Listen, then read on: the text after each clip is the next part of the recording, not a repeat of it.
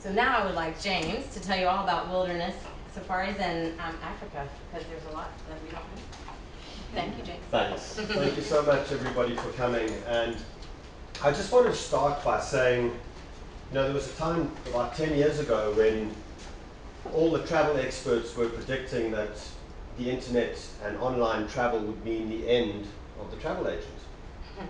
And people got online, and the millennials got online, they all started booking their trips online, and it was great. You got all these different websites, Kayak and Priceline, and actually I booked Priceline today, I'm embarrassed to say. But Africa is one of those places that you just cannot do online. You need the travel agent. And I challenge those people that want to go to a complicated place like Australia or Africa or the East, and you want to try and do that on your own, go ahead, it's great. Try it online, you'll only try it once, because you'll be back. And I think that's the power of the travel agent. You're not going to get it any cheaper going direct. That's the amazing thing. People think that because they're online, they're going to get a great deal. Not true.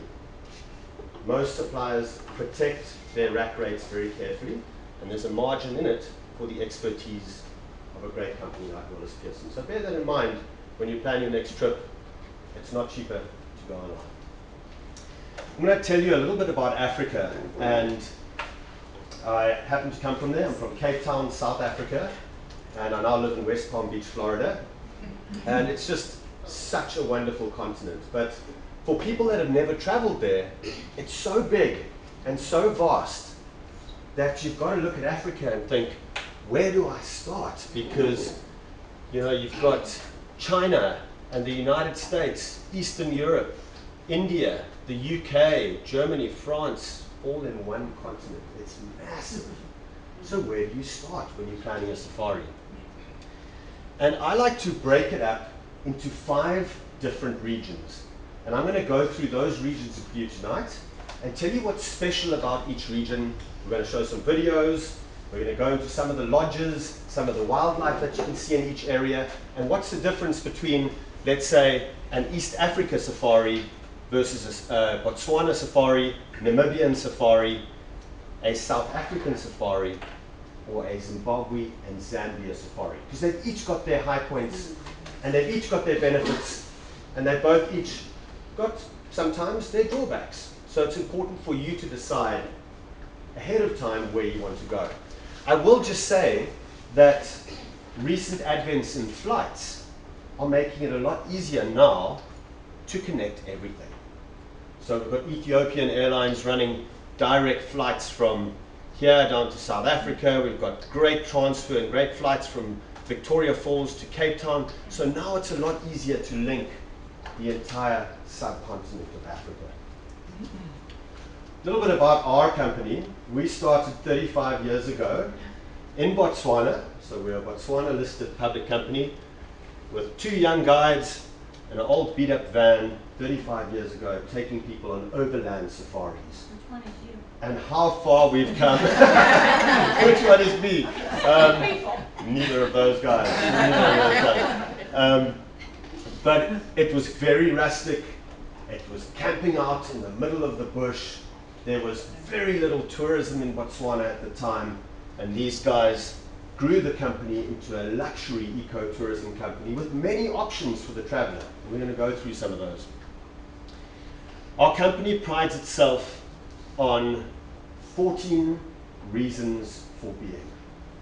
The why of wilderness. Why do we operate? And this is really important for you when you travel to Africa. Travel with somebody who's responsible, who runs their lodges on solar power, who takes care of wildlife, who takes care of, we've got this great Noah's Ark project on North Island in the Seychelles. We have about 30 different non-profit projects on the ground that we fund and that we participate in at every single one of our lodges. We've got a great program called Children in the Wilderness. This is an excellent program where we get kids from the local communities to experience what you experience as guests. So often communities are marginalized from the conservation and tourism process, and every year we close down our camps and we bring these kids to experience the exact same thing that you guys would experience as a guest. 1983 we started, we preserve 6% of the global population of endangered species like black rhino, the Seychelles, white-eye. We've got nearly 10% of the entire population on North Island, 3% of wild dogs, 1.3% of lions, 13% of wattled cranes. All these threatened and endangered species, they call Wilderness Safaris camps home. And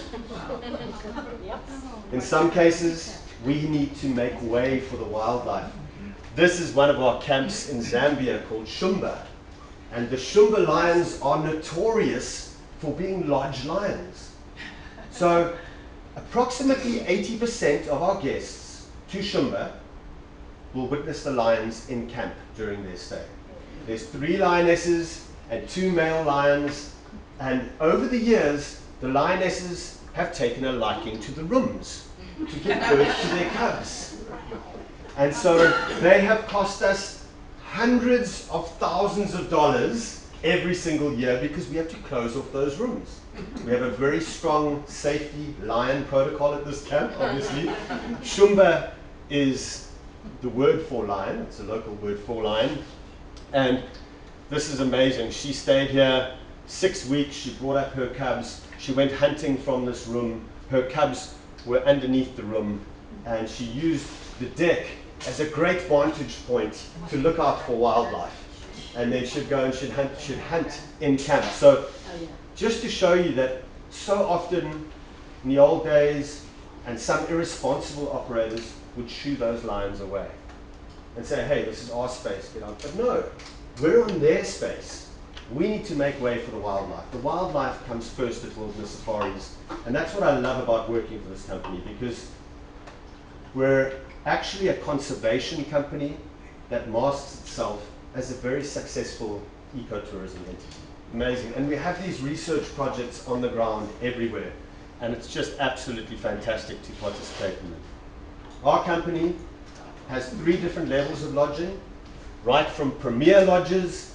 This is our new camp, which is just being built as I speak right here. This is called Mambo. It's a premier camp. The premier lodges, the rooms are really expansive, almost like villas, private villas in the bush. And then you've got private plunge pools, outdoor showers, saunas, magnificent baths, always with a view. Okay, you can't have a bath without a view. And then we have, depending on your budget, classic camps. The rooms are smaller. There'll be a communal swimming pool at the camp.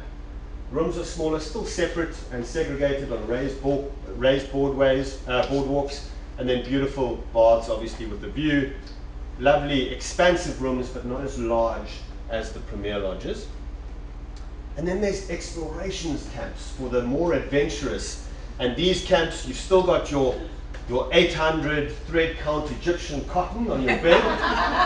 But this is glamping. I mean, you're really living in a tiny little tent in most cases. Sometimes you're staying at the lodges, but these are set departures. So they're great for young people who want to just join a group, go and experience Africa overland. The old days, like our founders really experienced it 35 years ago. So you're going out into the bush on an overland expedition with a whole lot of other people. You get to meet them. You stay at the lodges some nights. Sometimes you stay right in the wilderness like that. And it's absolutely spectacular. Set departures very different to the FIT departures at the classic camps and the premier camps. Those are individually tailored to you. I just want to make it clear that everything is all-inclusive when you're on safari. So you go out, you wake up every morning at 5 in the morning, 5:30 in the morning, everybody's groaning, oh, sorry. You have a quick cup of coffee, some snacks, and then you head out on your morning game drive, come back late morning for breakfast, and then you can go on a walk, in some cases, with your local guide, then have a lunch, relax around the pool, and about 3:30, you go on your afternoon game drive again, and that's when you get to see some of the nocturnal creatures, depending on where you're staying, and go on the afternoon game drive, so twice a day. And then there are a whole lot of other activities. If you're in Botswana, you can go on boat trips, you can do your hot air ballooning in Zambia. There's so much different stuff that you can do on safari. But everything in terms of your lodge, besides the hot air ballooning, is included. So all your meals, all your game drives, all your drinks, etc. So you don't pay anything more except tipping your guide. We're going to start with Botswana. This is our stronghold. We've got over 20 lodges here. The beautiful thing about Botswana is that it is, in my opinion, the very best wildlife destination on the planet. But it's excellent because you're combining water with land. So most safaris, you're just going on a land safari. In Botswana, because of the natural wonder of the only inland delta in the world, the Okavango Delta, which floods every year from April through to November, you can combine water activities with land activities. And this is a scene from the Okavango Delta. Big herds of game coming in to graze off the lush grasses. The water is the purest water you could ever do. You can drink it. You just drink that water. It's crystal clear. When you go through the waterways of the Okavango Delta on dugout canoes, or makoros as we call them, you can see the bottom. You can see crocodiles lying on the bottom. You can see the reeds. It's spectacular. And you can experience wildlife from the water, watching big herds of elephants cross, buffalo on the islands, maybe a lion or two hunting. Spectacular to have that option, and then also have the land option. And the land option obviously is a game drive, open vehicles. You sit on these open vehicles, and the wildlife thinks of the vehicle as like a moving rock, a really large moving rock. So we don't allow very young kids on the vehicles because kids stand up and they make a noise. And so they break the profile of the vehicle and they draw attention to the vehicle, and it's actually a safety concern. So when we're in these open vehicles, we encourage our guests to stay seated, you keep a little bit quiet, and you just watch wildlife, and they don't even know that you're there. I mean, we've had so many times, anybody that's been on safari, you guys have been on safari, you have a male lion will walk right past the vehicle. I mean, the vehicle will be here, and he'll just pad along past the vehicle like that. And it's like that high, and you're sitting in the vehicle like there. It's absolutely spectacular. So amazing to have the land and the water options. And then some of our camps are specifically water camps, some are land camps, and some are combination camps. So we design an itinerary with you based on trying to maximize all of that. Give you some land, give you some water, give you some combination land and water camps. And then we also have a wonderful desert experience in Botswana, in the Kalahari region, which is a desert in central Botswana. And it's here that you can go out. It's very famous for its black-maned lions, these beautiful lions with black manes, cheetah, and of course you have an incredible cultural experience. Because you can go out with the San, one of the truly nomadic, last truly nomadic existing tribes, and go out with them and see. They'll show you. You go out with them, and they'll dig up a plant, and they'll start scraping stuff off the side of this tuber in the middle of this desert. And you're thinking, what is going on? And they scrape this and they scrape this, and they put it in their hands and they squeeze it, and out comes water. And then 5 minutes later, they take you to this area, and you're just walking along, and they then put the plant back. So they use half of it, get the water out of it, they put it back in the ground so that it regenerates. So that next time they come past it, in a month's time, they know that same plant, they can dig it up and do the same thing. And then they move on to a water hole, and they'll show you how to hunt with bows and arrows. And then they'll get later in the afternoon, you go on an afternoon walk with them, and they'll just sit down, and they'll pull out the fire-making twigs, and they'll make a fire for you right in the middle of the bush with no matches, no lighters, none of the luxuries that we're accustomed to. And it's an incredible experience to witness that.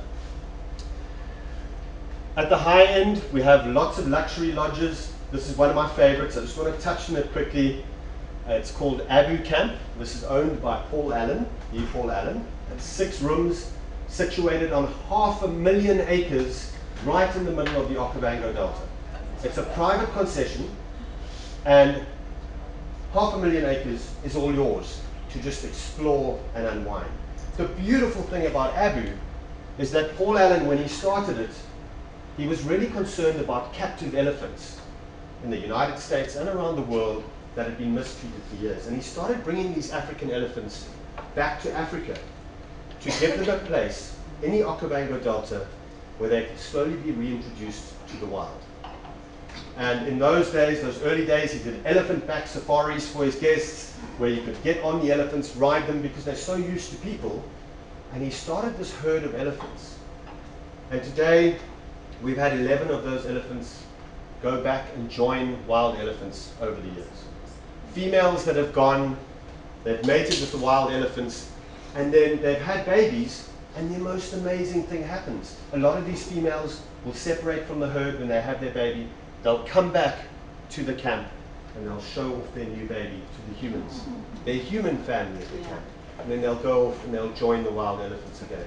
And it's one of the most spectacular things you can do is get close to an elephant, touch it. We don't do riding anymore at the camp, but you can go and touch the young elephants, be part of the herd, go on a dugout Mokoro trip with them through the Okavango Delta. The elephants are up next to you, you're down on the water, and they're right next to you, walking next to you. It's beautiful. You get to see so much on elephants that you didn't know, like the fact that they're so hairy, Yeah. the fact that when they walk, their feet mushroom out like marshmallows. So every time they walk, their feet expand. And the reason for that is walking through mud, the greater surface area allows them not to sink into the mud. And then when they pull their feet out again, they contract. And so you notice all these things about elephants which you don't get to notice from a game drive vehicle. And then we do a breakfast with the elephants afterwards in the bush, where you get to learn about elephant conservation, everything that we're doing. And after they've spent time with you, they go off on their own to be wild elephants in the Okavango Delta. And they just go off, they sometimes join the wild elephants, and every night they come back to camp and they stay in the elephant boma of their own will. And it's the most amazing thing, because we have a sleep out platform there where our guests can sleep out with the elephants. It's elevated about 15 feet above the ground, full bathroom downstairs. You've still got your room back at camp if you want to go back in the middle of the night. But you get to see elephants sleeping on the ground with their trunks entwined, mothers, babies, daughters, aunts, all linked up. There's no male elephants there at the moment, they're all females. And you get to see that elephants actually sleep on their sides like us, and they snore like us. It's the one thing that might keep you up, is the snoring. But it's absolutely fascinating to watch them at Abu. And when I was there, I had the great privilege of spending some time with one of our youngsters called Naledi. It's a great movie that's been made about her called Naledi, An Elephant's Tale. Watch it if you can. It's an incredible story of courage, overcoming adversity, and the incredible bond between humans and elephants.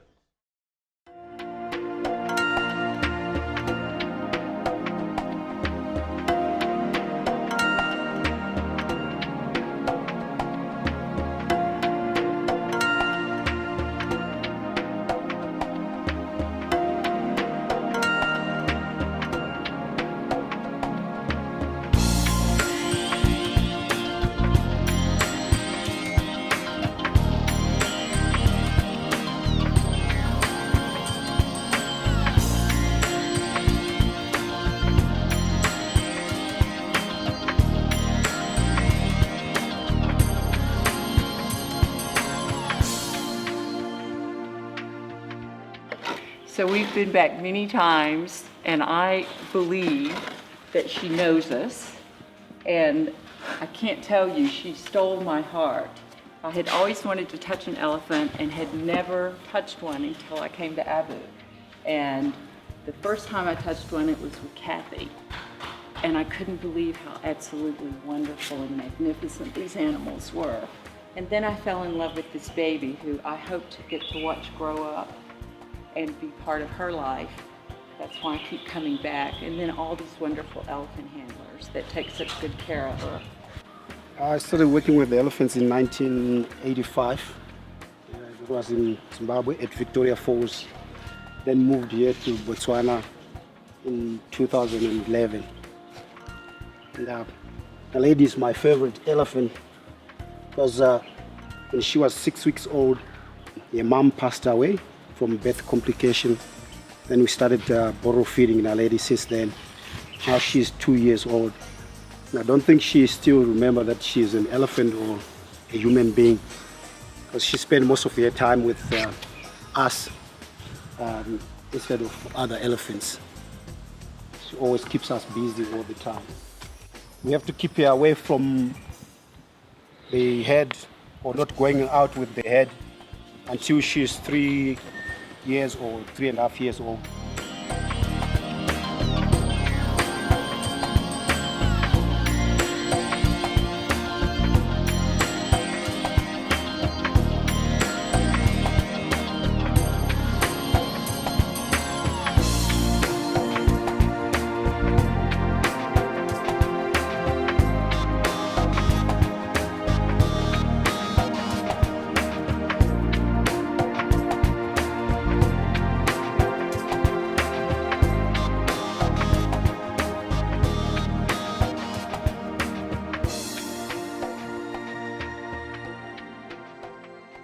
A couple of things about Botswana. It's a little bit of a higher price point than anywhere else in Africa. The reason for that is the combination of water and land, and the incredible guides and the wonderful wildlife experience. Okay? It's a little bit higher price point than everywhere else. Now we're going to move on to Zambia and Zimbabwe. I'm sure we've heard in the news, all the news about Zimbabwe. Robert Mugabe, after countless years, I mean since before I was born, which is absolutely crazy, has been involved in Zimbabwe, in most cases not to a positive degree, and he's finally gone. And we have stuck by our staff and the people of Zimbabwe all these years. There was a time, many years ago, when Zimbabwe was such a strong lodge for us, all our lodges in Zimbabwe, that they carried the rest of our business. And then during a long period of tyranny from Robert Mugabe, obviously our business suffered, and now he's gone and it's going to go up again, which is amazing. The incredible thing about Zimbabwe and Zambia is that it's a wonderful option if you're budget conscious. So the same level of luxury as Botswana, but because of the political turmoil in the past, and it's incredibly safe. You don't need to worry about a thing. The price point is a lot lower. So it's great for those people on a budget, and the wildlife is absolutely spectacular. This is a shot from Wangi National Park, one of the largest populations of elephants of any national park, and you can watch, when I was there last year, 200 elephants coming down to a watering hole. It's that kind of splendor and magnificence that you see in Zimbabwe. The lodges are stunning. We've got a variety of 4 different camps in Wangi, so you can take your pick from more rustic accommodations. It's got great walking options as well, so nice for people who want to get out and actually walk in the African bush. And then luxury options like Linkwasha, which is a beautiful camp. Look at those stars. That's what you'll see every night in Africa. Beautiful open tents out onto the verandas. And then we have another area called Mana Pools, which is on the lower Zambezi River. And what's special about Mana Pools is it's elephant as well, but it's also on the river. So you get the chance to do boat excursions on the river. We have tiger fishing that you can do if you're interested in fishing. It's one of the best places to see leopard in southern Africa. And like Wangi, you can do walking safaris. So this is really nice to be able to, after your game drive, get out on foot with some of the best guides in Africa and experience wildlife on foot, which is a totally different experience to being on a vehicle. Beautiful sunsets. And then we get to Zambia, and I showed you that picture of the lioness. This is the place. It's got the very best hot air ballooning safaris in Africa.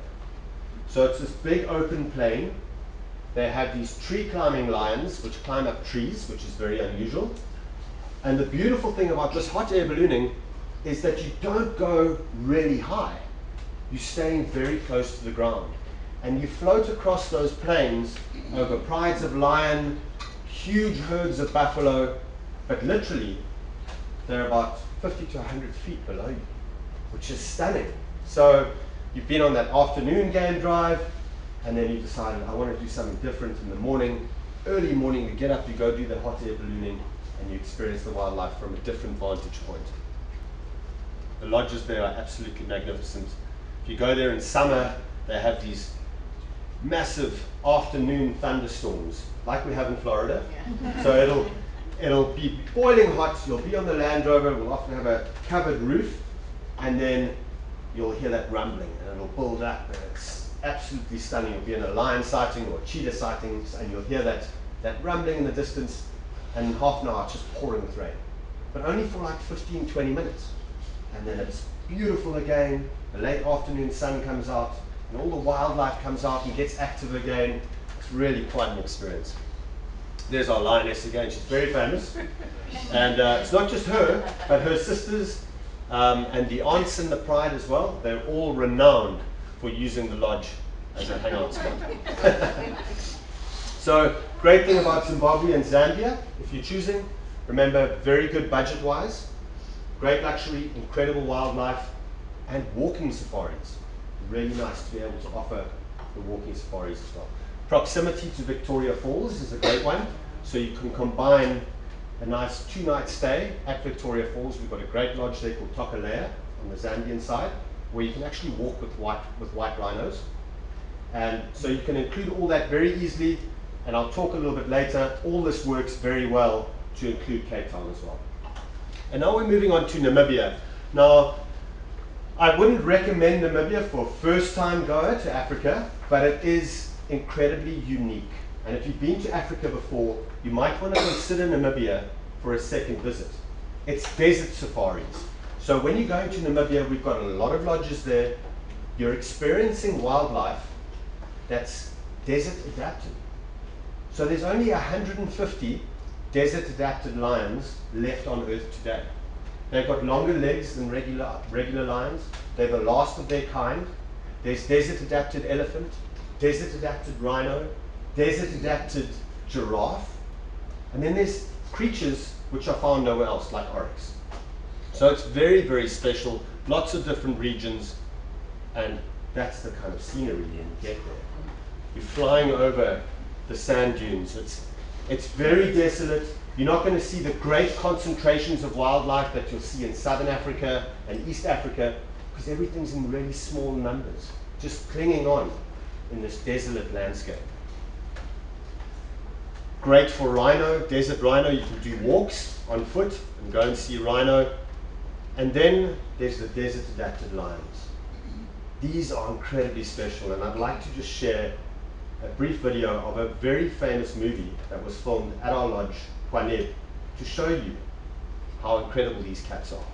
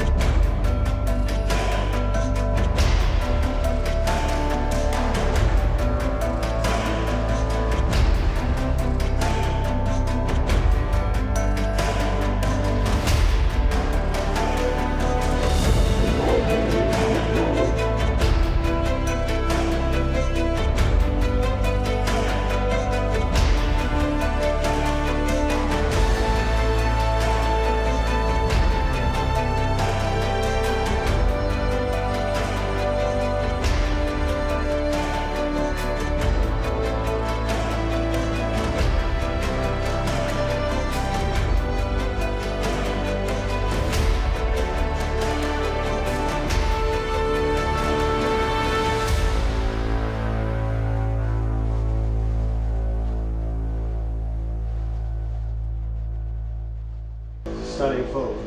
And that's Namibia for you. Very bleak, very desolate, incredible scenery. And this guy is one of the projects that we support on the ground, Philip Stanley. And it's his lifelong passion and ambition to save these last remaining desert lions on Earth. This is Hwaneb, one of our camps, the same camp where Vanishing Kings was filmed. Amazing other options besides the desert. The seal colony, take a trip down there, these old abandoned fishing villages, lots of shipwrecks on the coast, and then these amazing oases of fresh water in the desert, which attract all the game around. So it's a very unique landscape. Wildlife like brown hyena, and then the lodge, of course, is absolutely stunning. So you're looking out on this desert landscape while staying in incredible luxury. Moving on to South Africa, some very great lodges in South Africa. The nice thing about South Africa is in the Kruger National Park area around here, a lot of the concessions are private, which allows you to drive at night. Now, it's one of the things you might struggle to do in East Africa, which we'll come to, but South Africa is great because you can drive at night, you can get very close to wildlife, you can drive off-road in most cases because you're on private concessions. Like Botswana, in some of our places in Botswana, you're not allowed to drive at night because they're in national parks, and likewise the same with places in East Africa. South Africa is very different. So you're allowed to drive off-road, get very close to wildlife, and drive at night. And then, of course, coming with South Africa is Cape Town and all the wonderful touring options, from penguins to the wine route to great white shark diving for the more adventurous. And then there's Kenya and East Africa, Kenya, Tanzania. And this is your quintessential East African safari. This is really where safari started, because safari is a Maasai word, it means a journey. And this is where it all began, and still today, very, very popular safari destination. This is where you want to see the migration, that's where you're going to see that in Kenya, Tanzania. And contrary to popular belief, it's actually a year-round cycle. So a lot of people think, oh, I have to go in August because I've got to be in the Masai Mara in September, October, so I've got to maximize that period. You can go at any time of the year, and the migration basically does a circle through Tanzania and Kenya. So you've just got to know where to be at the right time of the year. And then we have a wonderful lodge up in the Laikipia, which has a lot of different wildlife, reticulated giraffes and Grevy's zebra. And look at that, that's a sleep out in the middle of the bush. Can you imagine that? So it's a 3-story sleep out. It's just been released. There's nothing like it in Africa. Downstairs is your bathroom. Upstairs, surrounded by glass, is your bedroom. And then at the top is an open air deck right at the top, totally private, where you can view the stars. So that's the top right in there. And so 3 different levels. You drive out from the camp, you're left there in the middle of the bush, and there is a guard not so far away. You'll have a walkie-talkie, you'll be able to contact them, but you have this privacy in the middle of the bush. And also in East Africa is Rwanda, and we just opened a stunning new lodge called Basati, and this is all around the gorillas. Okay? In fact, funny enough, CNN just contacted us today. I was going to be speaking to John Berman and somebody else tomorrow morning about Rwanda, but they just cancelled last minute. I guess something else came up, probably Trump did something. I don't know. But they postponed it. But Rwanda is hot right now. It's a stunning destination. And I'll tell you why. The genocide that happened there was horrific. Depending on who you ask, over 1 million people lost their lives, while the rest of the world stood by and largely watched in indifference. And since then, the country is rebuilt. They've got an incredible president called Paul Kagame. First Saturday of every month, the entire nation gets together and does community service. They clean the streets, they build orphanages, they help out their fellow people. It's written into the law. The government, the president and his cabinet don't work on that day. They all go out and join their people in this community service. Today, there's no Hutu or Tutsi in Rwanda. If you ask somebody, are you Hutu or you're Tutsi? They'll say, no, I'm Rwandan. He has banned plastic. There's no plastic in the country. First African country, first country in the world actually, to ban plastic. You go to Kigali, the capital, and as a single woman, you can go out to a wonderful Rwandan restaurant late at night, 10:30 at night, walk back to your accommodations, no problem. The streets are spick and span. It's one of the most incredible countries I've been to, one of the most progressive countries. And we are starting a massive investment here with the government because it has such promise. And of course, this is why everybody goes. These are the sexiest volcanoes on Earth. This is Volcanoes National Park, and this is home to the last remaining mountain gorillas on the planet. And so you can very easily combine Kenya, it's just an hour's flight, with Rwanda and go and see the gorillas. This is our lodge. It's situated on an eroded volcanic cone. It's just 6 rooms, so it's very exclusive. And you look out onto those volcanoes. This is our site. We use a lot of volcanic stone. The rooms, every single one looks out on the volcanoes. They've got fireplaces in them because it's a little bit cold at night. And then this is why you're there. I just got back in April. I just want to share with you a brief video of my experience.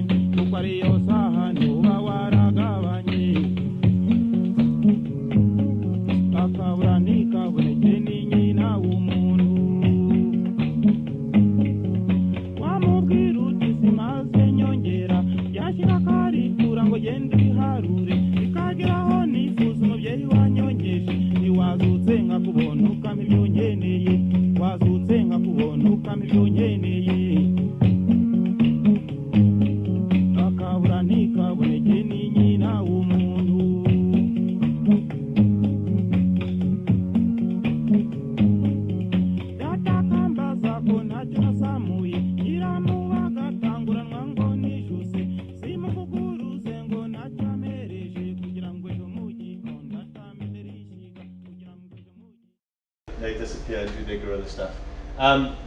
Amazing experience. Not only is Rwanda famous for the gorillas, but golden monkeys, very rare endangered monkeys. You can do incredible trips there, like go up to Dian Fossey's grave and visit the grave site. It's about a 3-hour walk, so it's not for everybody. And then there's beautiful caves there. There's the twin lakes of Redondo. There's beautiful twin lakes. So there's a lot of stuff you can do there. And we're starting to invest in another area called Akagera, which is a beautiful, beautiful reserve in Rwanda, moving away from Rwanda as being the Gorilla Express, but making it into a safari destination of its own. And finally, I'm going to end off with the Seychelles, because if you're doing an East Africa safari, I mean, how could you not go and experience some beach as well? So, not in everybody's budget. The Seychelles is very, very expensive, but it is an awesome opportunity to go see the gorillas, go experience the migration, a quintessential East African safari, and it's a 3-hour flight from Nairobi into Mahe, and then you could go to a place like North Island.